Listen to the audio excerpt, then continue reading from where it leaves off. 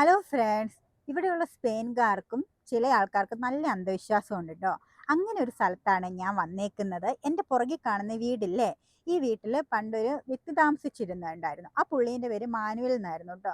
പുള്ളീൻ്റെ അടുത്ത് വന്നാൽ ഏത് രോഗവും മാറുമെന്നാണ് കേട്ടോ ഇവിടെയുള്ള ആൾക്കാരുടെ വിശ്വാസം. നമ്മളുടെ രോഗമൊക്കെ പറയുകയാണെങ്കിൽ പുള്ളി ഒരു മരുന്ന് തരും, ആ മരുന്ന് കുടിച്ചിട്ടുണ്ട് മാറാത്ത രോഗങ്ങളും മാറുമെന്നേ.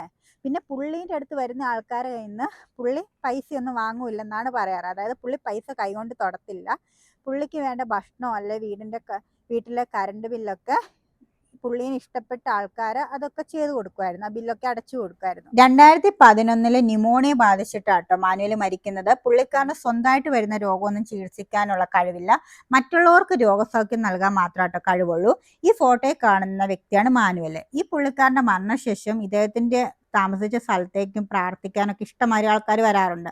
അങ്ങനെ രോഗസൗഖ്യമൊക്കെ കിട്ടുന്നുണ്ടെന്നാണ് പറയുന്നത്. അങ്ങനെ വരുന്ന ആൾക്കാർ കൊടുക്കുന്ന രൂപങ്ങളൊക്കെ ആട്ടോ ഈ റൂമിലൊക്കെ ഇരിക്കുന്നത്.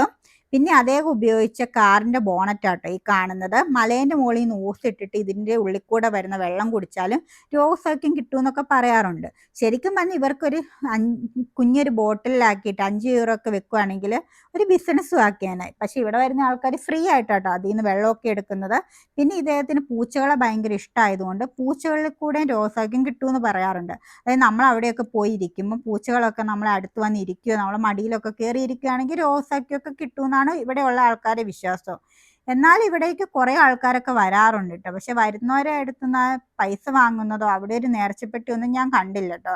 ഇന്ത്യയിലൊക്കെ ആയിരുന്നെങ്കിൽ ഇപ്പം ഈ ഒരു കുഞ്ഞി കുടലിൻ്റെ സ്ഥാനത്ത് വലിയ കെട്ടിടങ്ങളൊക്കെ ആയി മാറി മാനുവലിനെ ഒരു വിശുദ്ധനാക്കി മാറ്റിയാനുണ്ടോ. പക്ഷെ എനിക്കിങ്ങനെയുള്ള കാര്യങ്ങളിലൊന്നും വിശ്വാസമൊന്നുമില്ല.